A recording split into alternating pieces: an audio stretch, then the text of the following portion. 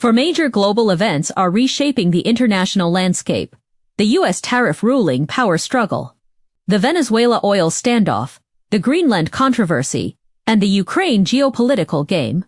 At their core lie trade rules and regional interests, whose outcomes will redefine global order and influence economic and political dynamics. At dawn in Washington, scattered journalists had already gathered on the steps of the Supreme Court building. In the biting cold, their camera lenses gleamed like hungry eyes, fixed intently on the door symbolizing America's highest judicial authority. Meanwhile, on the other side of the globe, traders in financial hubs frowned at the fluctuating curves on their screens. A Reuters report had sent shockwaves through global capital markets like a boulder dropped into a tranquil lake. On this day, multiple dramas shaping the international landscape were quietly unfolding. No one could have foreseen that these seemingly disparate events were interwoven with complex threads of geopolitics, economic interests, and power struggles. Their ultimate outcomes would continue reshaping the global order for months, even years to come. At the heart of this storm lies former President Trump's reciprocal tariff policy, a sword of Damocles hanging over global trade. The Supreme Court's 9 justices now hold the power to rule on its legality. Reuters had predicted the Supreme Court might deliver its verdict on the 9th.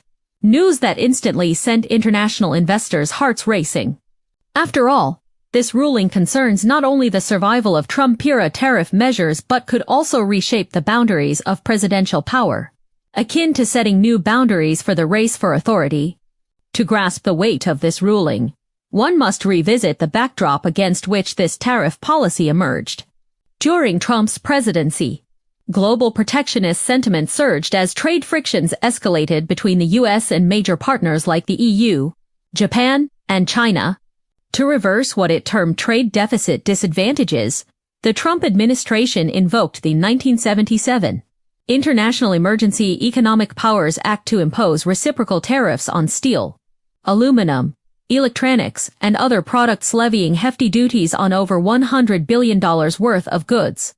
This policy immediately triggered severe turbulence in global trade markets, with multiple countries rolling out countermeasures, creating a standoff reminiscent of a tariff war. But the reality is not as urgent as the reports suggest.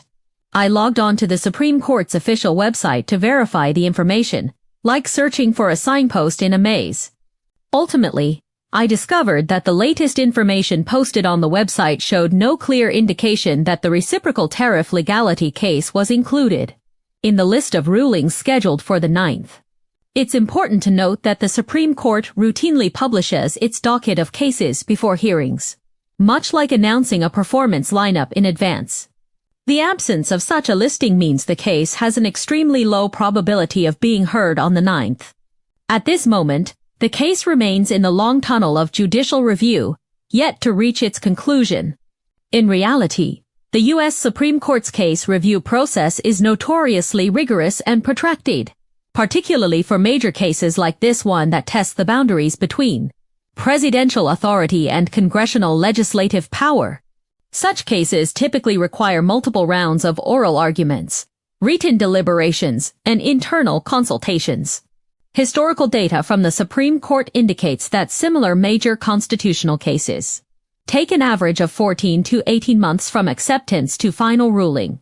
The Trump tariff case was accepted less than 10 months ago, meaning it is still far from reaching the stage of a final decision. Per the official schedule, the justices will convene promptly at 10 a.m. on the 9th to announce rulings on a batch of cases where oral arguments have concluded. The specific cases to be addressed will only be revealed that morning. The public non-argument sessions within the courtroom resemble suspense-filled press conferences. If a ruling is involved, justices will read their opinions aloud on the spot, after which the full text will be posted on the official website's homepage for global scrutiny. It is worth noting that the Supreme Court's ruling publication mechanism adheres to strict procedural norms. For cases not pre-announced, even if discussed during the session, final rulings will never be issued on the spot. This mechanism is designed both to ensure the rigor of rulings and to prevent sudden information disclosures from triggering disorderly fluctuations. in society and the market. Previously, during the 2018 Trump immigration ban case, the Supreme Court faced similar public speculation. Multiple media outlets predicted a ruling would be announced during a specific session, but it was ultimately postponed due to incomplete deliberations, a scenario highly reminiscent of the current tariff case. This tariff case has drawn intense attention not only because it could ripple through the global economy but also because it is seen as a litmus test for the boundaries of presidential power. The Trump administration invoked the International Emergency Economic Powers Act of 1977 as its imperial mandate for imposing tariffs. Yet during the November 5th oral arguments, justices across the ideological spectrum, both conservative and liberal, questioned the legitimacy of this mandate. Their skeptical gazes cast a cloud of uncertainty over the entire courtroom. Notably, some market betting platforms predict a 70% probability of an unfavorable ruling for the Trump administration. However, this appears more like market sentiment speculation than an authoritative legal judgment. Much like precipitation probabilities in weather forecasts, it should serve only as a reference, not a definitive conclusion. From a legal perspective, the justices' core concern centers on whether the Trump administration's application of the International Emergency Economic Powers Act, originally intended to address economic threats during national emergencies to routine trade disputes, exceeds the law's authorized scope.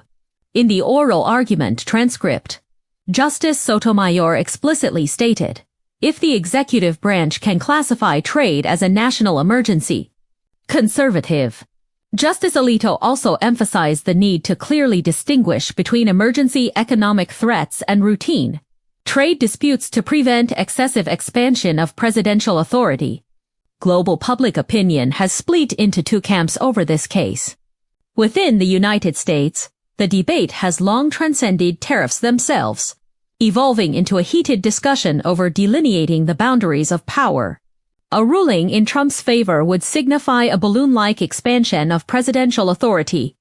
Conversely, an overturned decision would not only impose constraints on Trump's powers but also establish clearer boundaries for future presidents, subjecting them to greater limitations. Domestic opinion divides along clear partisan lines, yet transcends mere party politics.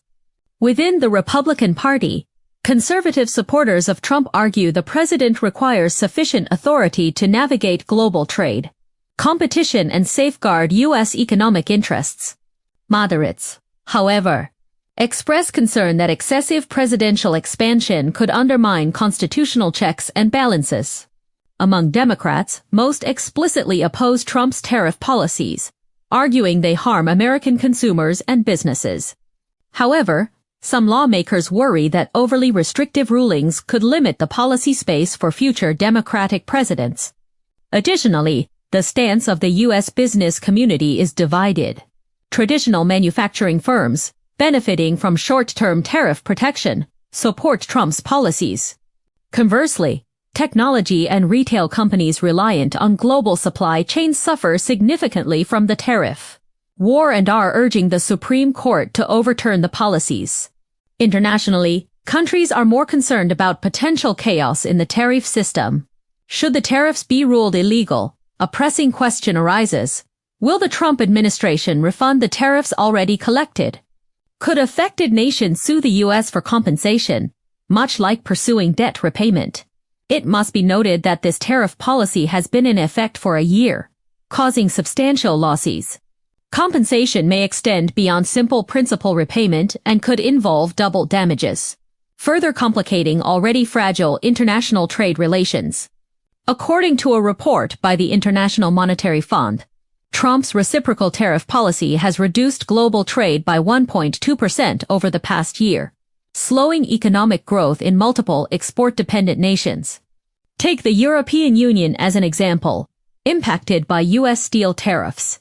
EU steel companies have seen exports drop by $3 billion, with over 20,000 jobs lost across related industries. The EU Trade Commissioner has explicitly stated that if U.S. tariffs are ruled illegal, the EU will initiate legal proceedings demanding the return of $12 billion in collected tariffs and compensation for affected businesses. Allies like Japan and South Korea have expressed similar stances, with both governments assembling dedicated legal teams to assess the feasibility of seeking compensation from the U.S. for tariff losses. For the American public, this ruling presents a double-edged sword. One side concerns the future political landscape, while the other impacts immediate market risks. However, considering the Supreme Court's review process and recent developments, Reuters' report about a Friday ruling appears more like an unsubstantiated teaser. From a professional perspective, the likelihood of a decision being issued on the 9th without prior notice is extremely low. The level of attention ordinary Americans pay to this ruling is directly tied to their own interests. In the agricultural heartland of the Midwest, farmers face export barriers for their products due to tariff policies, with falling prices for corn, soybeans, and other crops pushing many farms into operational difficulties. They urgently hope the tariff policy will be overturned to restore normal trade order. Meanwhile, in traditional manufacturing regions like Pennsylvania and Ohio, some workers believe tariffs protect domestic industries and preserve jobs, supporting Trump's policies. Data from the U.S. Bureau of Labor Statistics indicates that since the tariff policy took effect, manufacturing jobs have increased by approximately 15,000. While agriculture-related employment has decreased by 23,000, this imbalance of interests has also led to distinct regional variations in public expectations regarding the ruling. To truly grasp the case's profound implications, much like solving a complex puzzle, one must first clarify 8 key questions. First, what is the actual probability of Trump's tariffs being overturned? While betting platforms' predictions reflect market sentiment, the prevailing judgment of U.S. legal professionals offers more valuable insight. To address this, I reviewed analytical reports from several leading U.S. legal research institutions. A report by Yale Law School's Center for Constitutional Studies indicates that based on the judges' questioning during oral arguments, the probability of an unfavorable ruling for the Trump administration stands at approximately 65%. The report analyzes that the justices harbor widespread skepticism regarding the scope of authority granted under the International Emergency Economic Powers Act (IEEPA), and most lean toward upholding the constitutional principle of separation of powers by limiting presidential executive authority.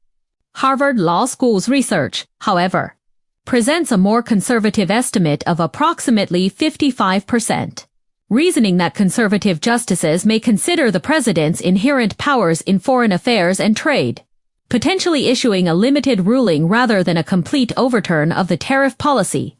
Overall, legal experts widely believe the probability of Trump's tariff policy being fully upheld is low, with outcomes like partial reversal or restrictive upholding being more likely. Second, the positions of the 9 justices are not simply support or opposition.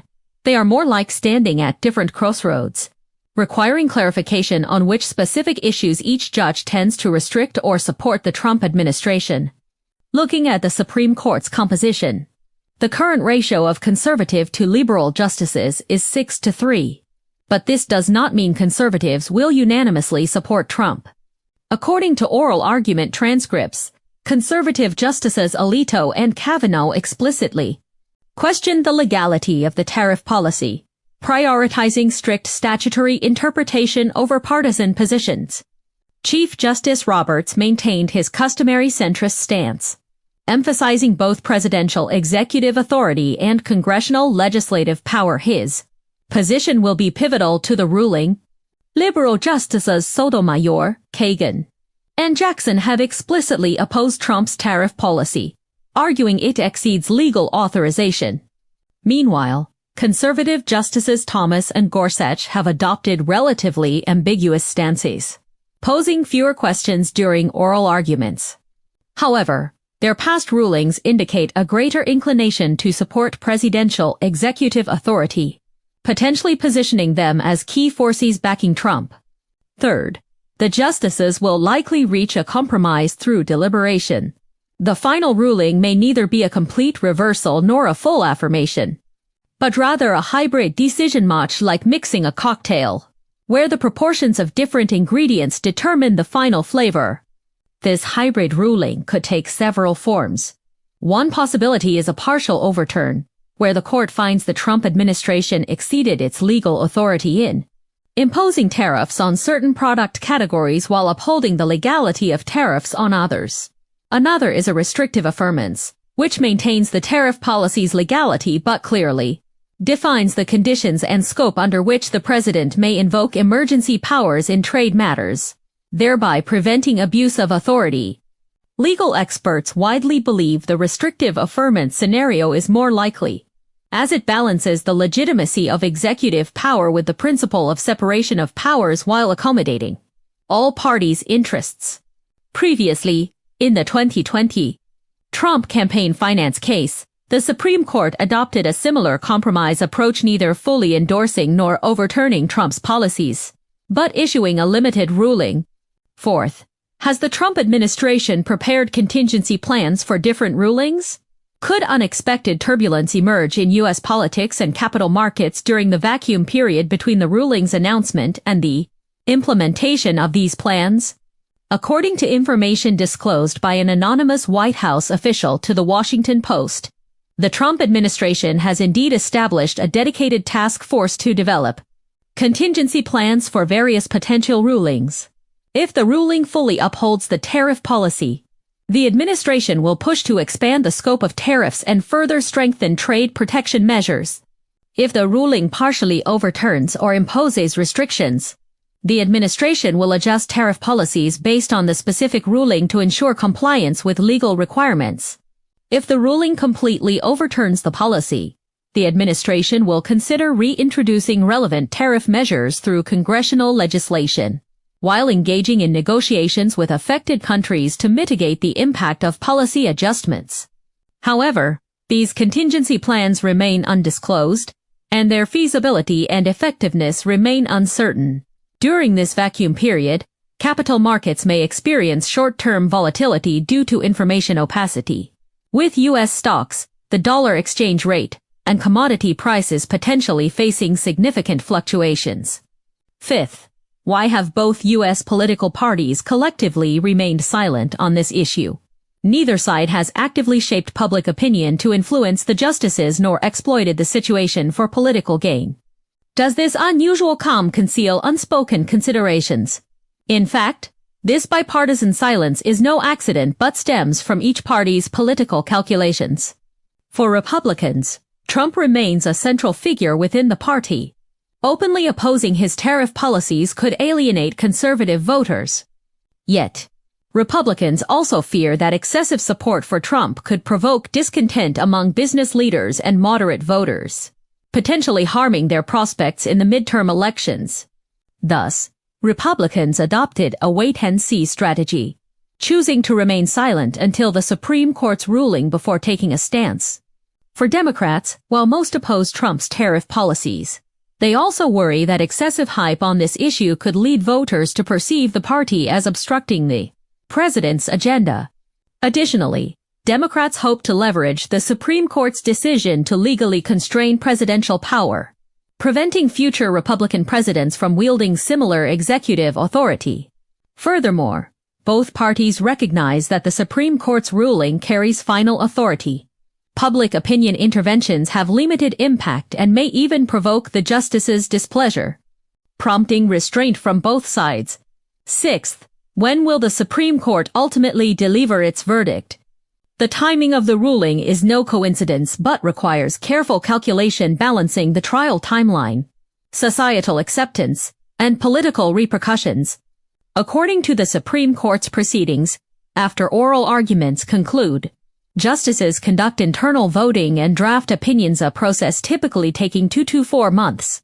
Considering that oral arguments for the Trump tariff case concluded on November 5th, the final ruling will most likely be announced between January and March of the following year.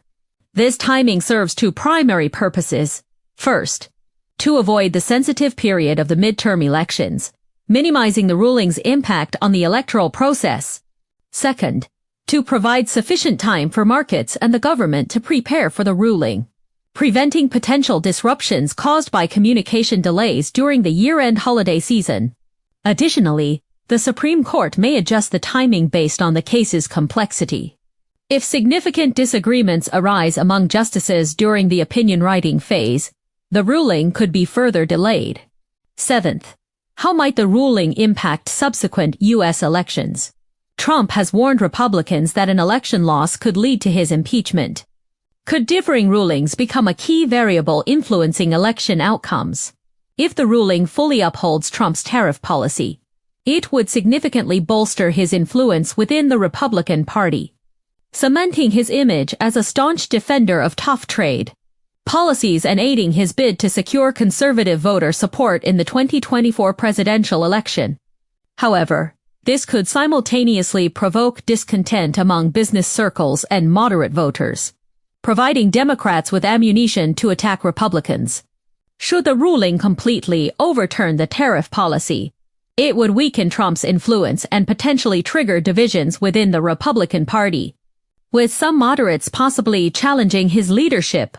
Meanwhile, Democrats could leverage this as a victory for the rule of law to win over moderate voters.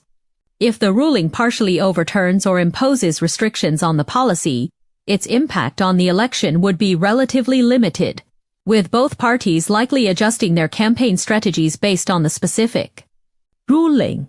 Overall, the ruling will become a significant variable in subsequent U.S. elections, though its ultimate impact will depend on both parties' campaign mobilization and voters' priorities. 8th, what will be the immediate market reaction within 72 hours of the ruling? Will it be continued volatility from tariffs, stabilization after tariff reversal, or cautious observation following a compromise decision? Market analysts widely agree that different rulings will trigger distinctly different market responses. If the ruling completely overturns the tariff policy, global stock markets are likely to rise, with tech and retail stocks, particularly those reliant on global supply chains, seeing a boost. The U.S. dollar may experience a slight depreciation as easing trade tensions reduce its safe haven appeal. Commodity prices, particularly for agricultural products and industrial raw materials, would likely rise as lifted trade restrictions boost demand. Conversely, a ruling fully upholding the tariffs could trigger a global stock market decline, with safe haven assets like gold and government bonds gaining on risk-averse sentiment. The U.S. dollar may strengthen as escalating trade tensions further disrupt global trade markets. If the ruling partially overturns or partially upholds the tariffs, markets may experience short-term volatility as investors adjust positions based on the ruling's specifics, adopting an overall cautious wait-and-see stance. Additionally, currencies and stock markets in emerging economies will be impacted, with improved trade conditions aiding their exports and economic recovery. The answers to these questions will unfold over time. I will dedicate a separate session to delve deeper into this case's intricacies. But I'll conclude here for now. After all, not every viewer is passionate about such specialized political legal topics. Regardless, the ruling on this tariff case will mark a pivotal moment in U.S. constitutional history, with repercussions extending far beyond trade to profoundly reshape America's political power dynamics and the global trade order. Shifting our gaze from the U.S. Supreme Court across the Atlantic, we arrive in Venezuela, South America. Here, the situation is equally complex and unpredictable, with a quiet power struggle over oil unfolding. As a major global oil producer with reserves ranking among the world's highest, Venezuela has seen its petroleum industry plunged into severe crisis in recent years. Factors including domestic political turmoil, economic crisis, and international sanctions have led to a sharp decline in production. The Trump administration's policy toward Venezuela has consistently centered on two core objectives: oil control and regime change. The recently reported oil supply agreement represents the latest manifestation of this strategy. The Wall Street Journal previously reported that Trump claimed Venezuela's interim government would supply the U.S. with 30 to 50 million barrels of sanctioned oil, with transaction proceeds overseen by the White House to benefit both nations' citizens. He also posted on Truth platform instructing the Department of Energy to immediately arrange for storage and transport vessels to pick up the cargo, emphasizing that oil would be sold at market prices, with funds under his personal control. However, upon verifying the latest information, I found this plan resembles more of a blueprint on paper. No authoritative sources confirm the agreement has materialized, and it remains solely at the stage of verbal statements. According to official data from Petróleos de Venezuela, PDVSA, Venezuela's current daily oil production stands at only around 700,000 barrels, far below its peak of 3 million barrels.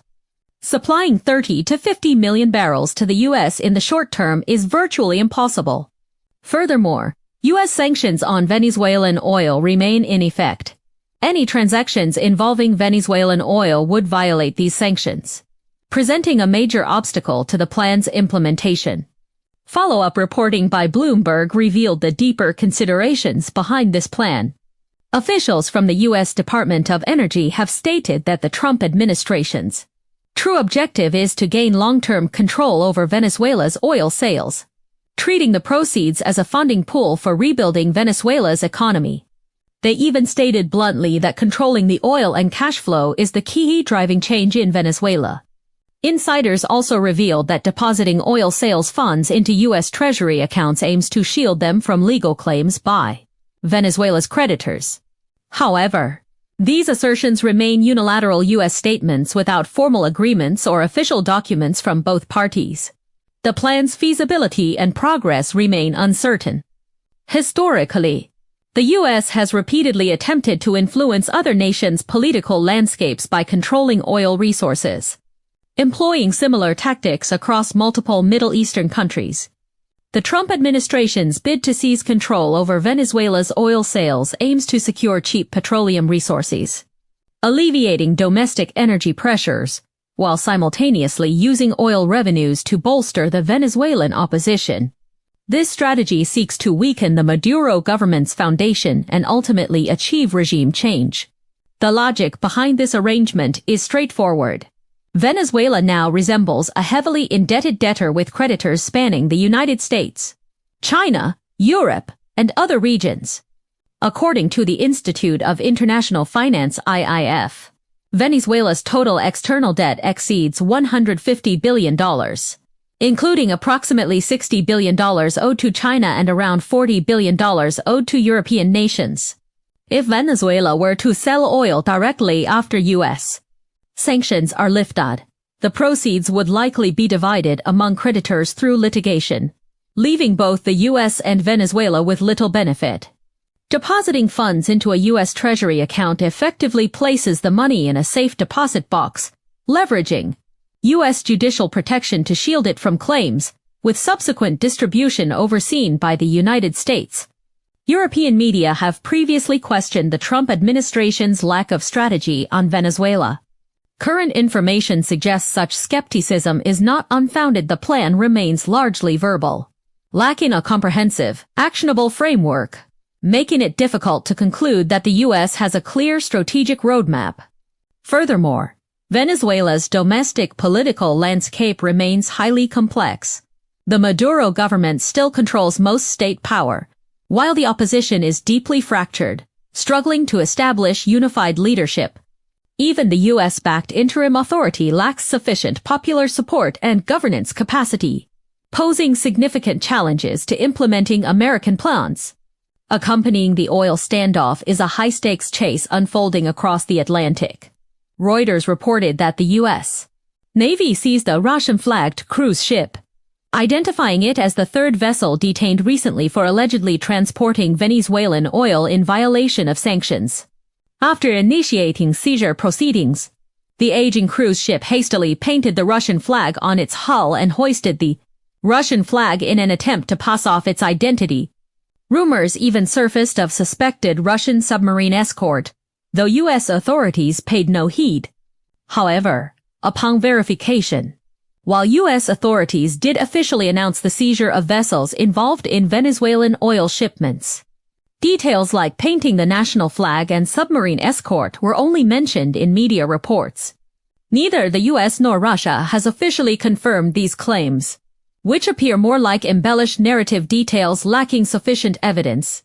According to information released by the U.S. Department of Justice, the U.S. has seized 5 vessels suspected of illegally transporting Venezuelan oil to date. These vessels flew flags of countries such as Panama and Liberia, with the total volume of oil involved amounting to approximately 2 million barrels.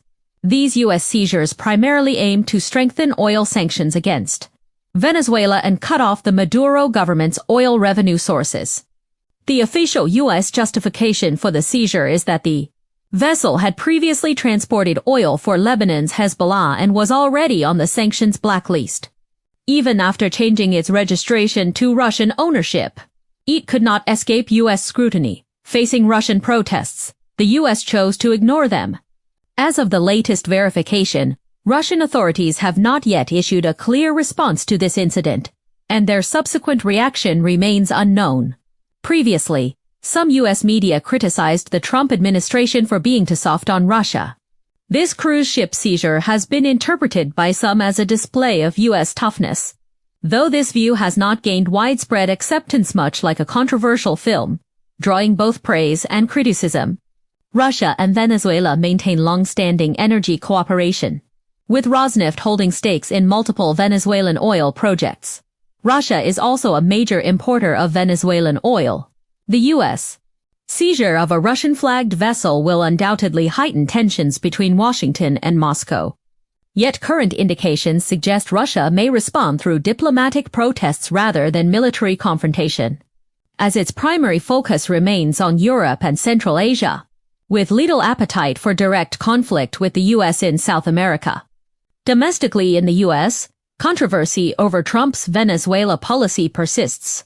The New York Times published an opinion piece examining the underlying reasons for opposition.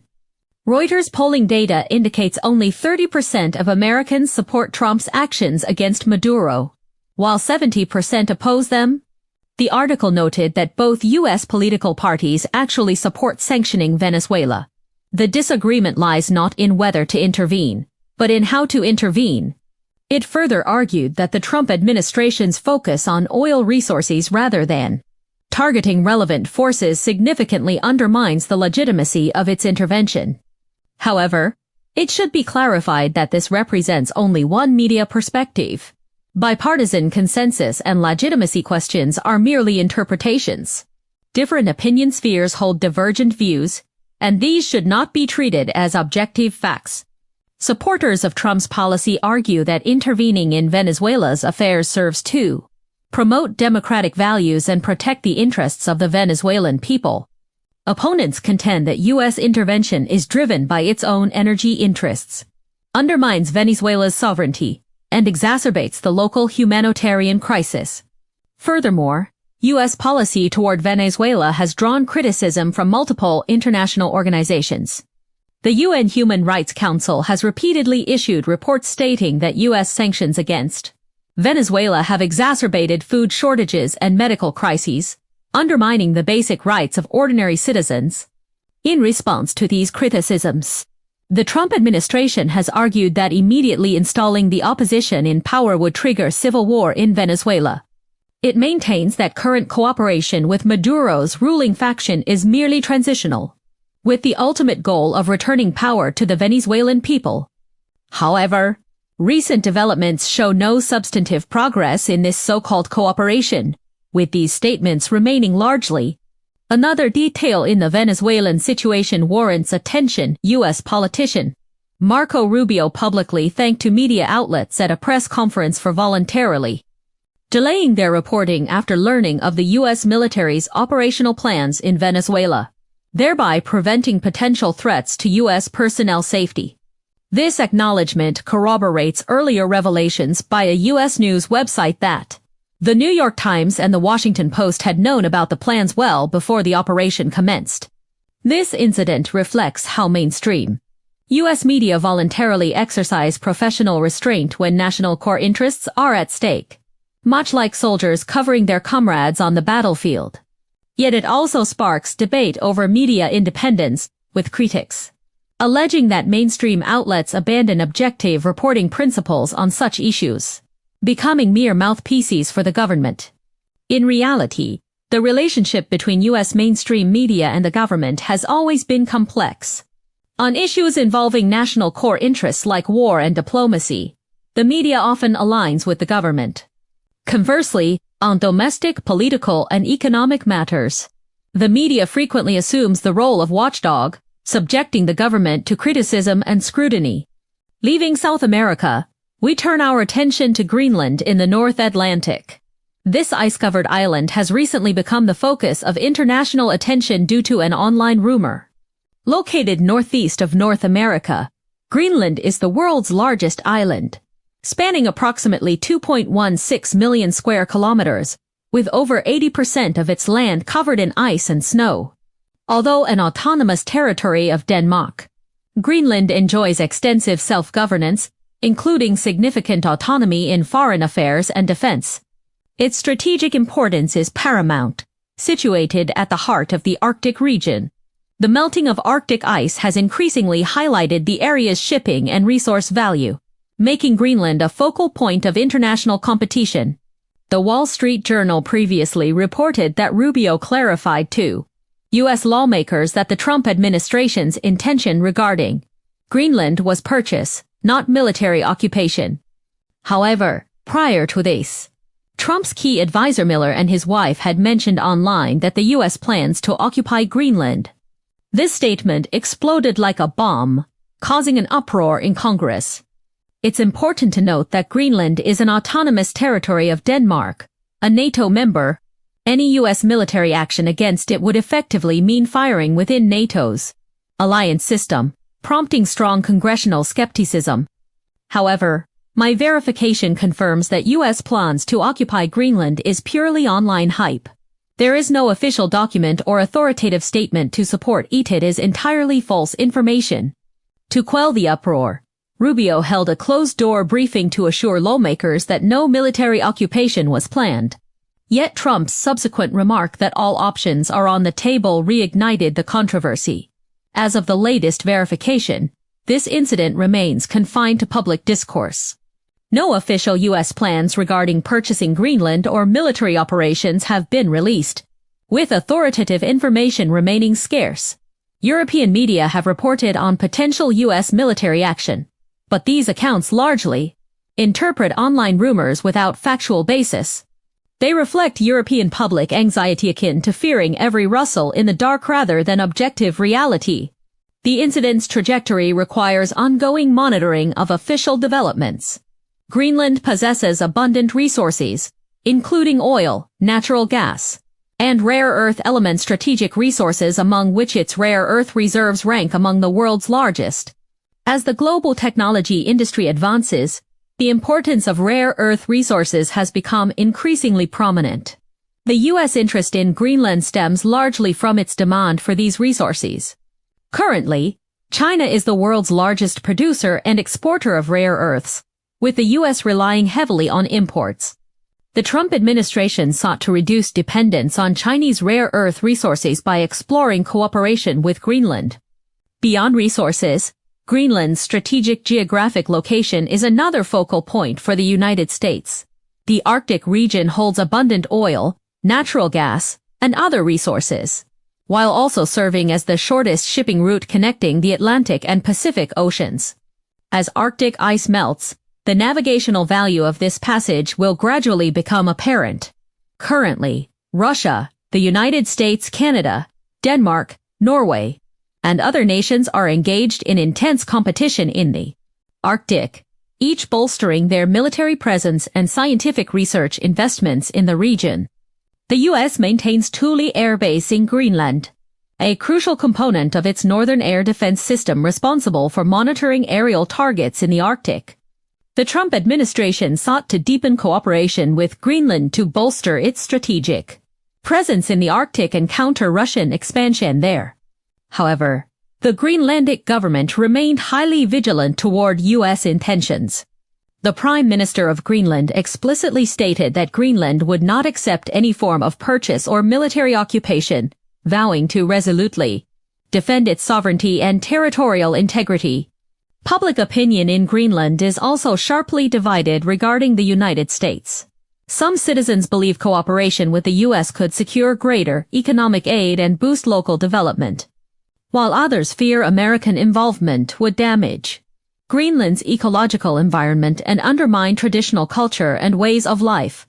Greenland's economy primarily relies on fisheries and tourism, and in recent years, it has faced significant economic pressures due to global climate change, and the United States has proposed offering economic aid to Greenland in exchange for privileges in resource development and military cooperation. However, the Greenlandic government has adopted a cautious stance toward this proposal, fearing it could lead to a debt trap. Additionally, the Danish government has its own considerations regarding U.S. policy toward Greenland.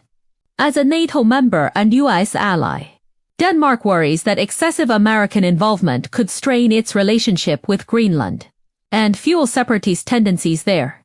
Finally, we turn our attention to Ukraine in Eastern Europe. The situation here resembles a complex chessboard, where every move affects multiple parties. Located in Eastern Europe, Ukraine serves as a vital transport hub connecting Europe and Asia, holding immense strategic importance.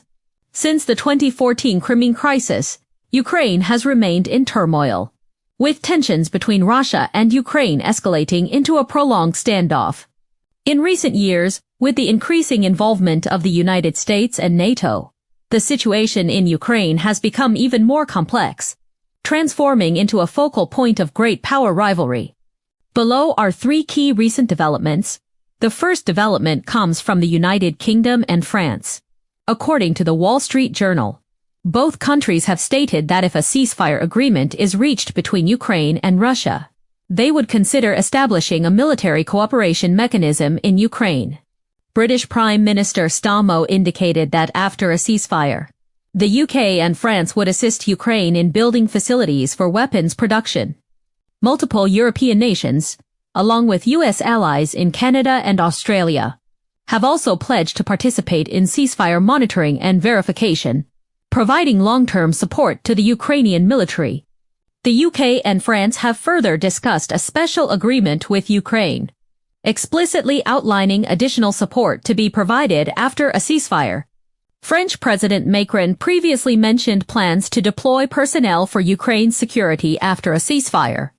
However, claims about deploying thousands of troops lack official confirmation and represent media interpretations with inaccuracies equivalent to mistaking preliminary ideas for finalized plans. As major EU powers, Britain and France have continuously adjusted their Ukraine policies. Early in the conflict, they actively supported Ukraine with substantial military equipment and economic aid.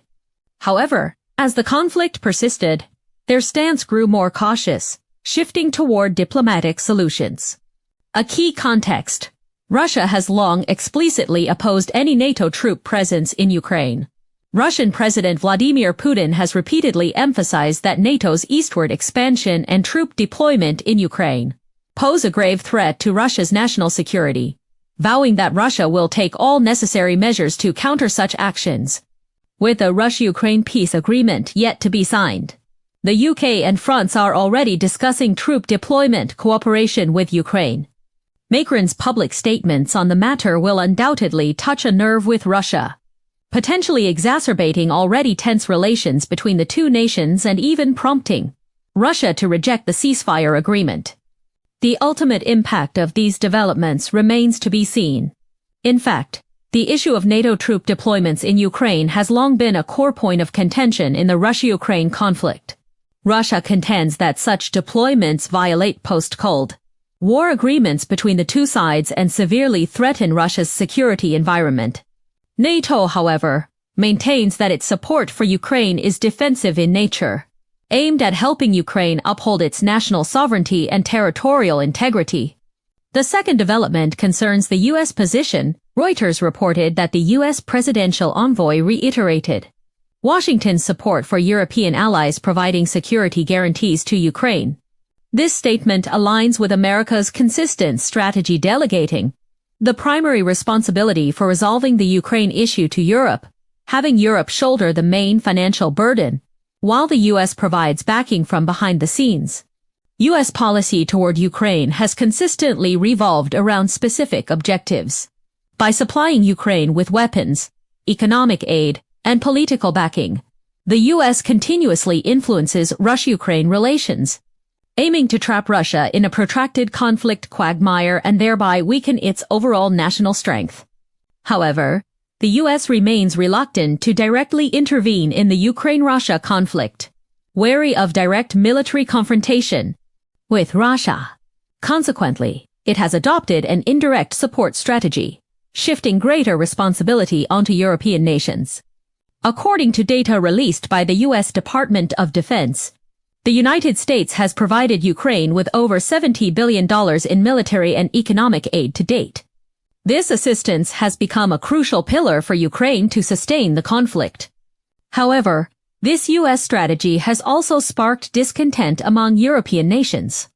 As the Ukraine-Russia conflict persists, European economies have suffered severe impacts, with issues like soaring energy prices, accelerating inflation, and slowing economic growth becoming increasingly prominent. European nations widely perceive that the U.S. approach to the Ukraine issue has placed the primary burden on Europe, a situation deemed unsustainable. Furthermore, the U.S. has reaped substantial economic benefits from the conflict through means such as energy exports, further exacerbating tensions between Washington and Brussels. In recent years, European countries have increasingly sought autonomy in foreign and security affairs to reduce dependence on the U.S., introducing new variables into the resolution of the Ukraine crisis. The third development involves planned Ukraine-U.S. talks. The two nations had intended to hold discussions to renegotiate to core issues territorial sovereignty and nuclear plant safety, which remain the most contentious tough nuts to crack in current Ukraine-Russia negotiations. Despite some international media reporting positive developments in the Ukraine situation, official statements from all parties indicate persistent significant differences on these core issues, with numerous obstacles still standing in the way of a ceasefire agreement. The optimistic atmosphere portrayed by the media does not align with the actual progress of the negotiations. We will continue to monitor authoritative official information regarding subsequent developments in Ukraine. The territorial sovereignty dispute primarily concerns the status of Crimea and the 4 eastern Ukrainian regions. Russia asserts these areas joined Russia through referendums and are inalienable parts of its territory, while Ukraine firmly opposes this, insisting they remain Ukrainian territory and demanding Russia withdraw all troops. Nuclear plant safety concerns center on the Zaporizhzhia nuclear power plant, Europe's largest facility currently under Russian military control. Both sides have repeatedly accused each other of compromising the plant's safety, sparking international fears of nuclear leakage risks. Beyond these 3 critical dynamics, multiple destabilizing factors persist in Ukraine. First, Ukraine's domestic economy teeters on the brink of collapse. According to data released by the National Bank of Ukraine, the country's GDP plummeted by 29% in 2023, inflation exceeded 200%, unemployment soared to 30%, and mass displacement has intensified the humanitarian crisis. Second, Ukrainian military casualties continue to mount. Western media reports indicate over 100,000 Ukrainian troops have been killed or wounded, leaving the military severely understaffed. Compulsory conscription has become necessary to replenish ranks, fueling domestic social tensions. Finally, international aid to Ukraine is gradually diminishing. As the conflict persists, multiple nations are reducing their assistance, putting Ukraine at risk of shortages in both funding and military supplies. The international community's response has largely called for resolving the conflict through dialogue and negotiations. The United Nations, China, India, and other nations and international organizations have proposed peace initiatives, urging both sides to exercise restraint and return to the negotiating table. China's 12-point proposal for a political settlement of the Ukraine crisis has gained broad international recognition. This proposal emphasizes respect for the sovereignty and territorial integrity of all nations, adherence to the purposes and principles of the UN Charter, resolution of differences through dialogue and negotiation, and opposition to actions that escalate tensions. However, the United States and some European countries have adopted a negative stance toward these peace initiatives, continuing to supply weapons to Ukraine and hindering the progress of peace negotiations. In reality, resolving the Ukraine-Russia conflict cannot be achieved overnight. It requires all parties to exercise patience and restraint, seeking a solution that balances the interests of all through equal dialogue. First, Russia's security concerns must be respected by halting NATO's eastward expansion and establishing a balanced, effective, and sustainable security architecture in Europe. Second, Ukraine's sovereignty and territorial integrity must be upheld, safeguarding the fundamental rights of its people. Finally, diplomatic channels must be prioritized to resolve conflicts, rejecting any form of military confrontation or actions that further escalate tensions. Only through such approaches can lasting peace and stability be achieved in Europe, and global peace and stability be maintained. That concludes today's discussion. From the suspense surrounding the U.S. Supreme Court's tariff ruling to Venezuela's oil gambit, from the online rumors swirling around Greenland to Ukraine's complex situation, these events unfolding across the globe are like chess pieces constantly shifting on the international stage, shaping the course of the future. Though seemingly isolated, these events are deeply interconnected, woven through complex threads of geopolitics, economic interests, and power struggles. In today's increasingly globalized world, no nation can remain untouched. A localized conflict or a policy adjustment can trigger global chain reactions. Therefore, nations must uphold the principles of mutual respect and mutual benefit, resolving differences through dialogue and consultation to jointly safeguard global peace and development. Thank you for watching. We'll see you next time.